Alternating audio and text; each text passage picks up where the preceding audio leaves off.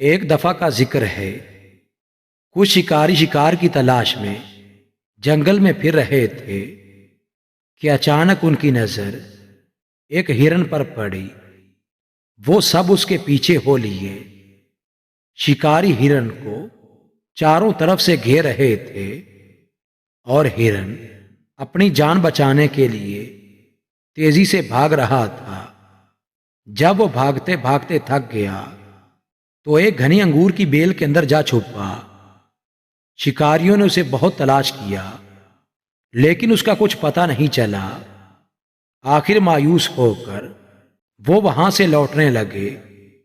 جب کچھ وقت گزر گیا تو ہرن نے سوچا کہ اب خطرہ ٹل گیا ہے، اور وہ بے فکر ہو کر مزے سے اسی انگور کی بیل کے پتے کھانے لگا جس میں وہ چھپا ہوا تھا۔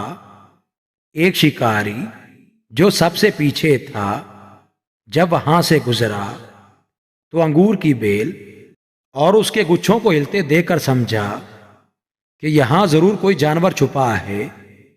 اس نے تاک کے کئی تیر مارے، اتفاق سے ایک تیر ہرن کو جا لگا اور وہ وہیں ڈھیر ہو گیا۔ مرتے ہوئے ہرن نے اپنے دل میں کہا، اے بدبخت، تیری ناشکری کی یہی سزا ہے۔ مصیبت کے وقت جس نے تجھے پناہ دی تو نے اسی پر ظلم ڈھایا۔ اتنے میں شکاری بھی وہاں پہنچ گئے۔ کیا دیکھتے ہیں، وہی ہرن مرا پڑا ہے۔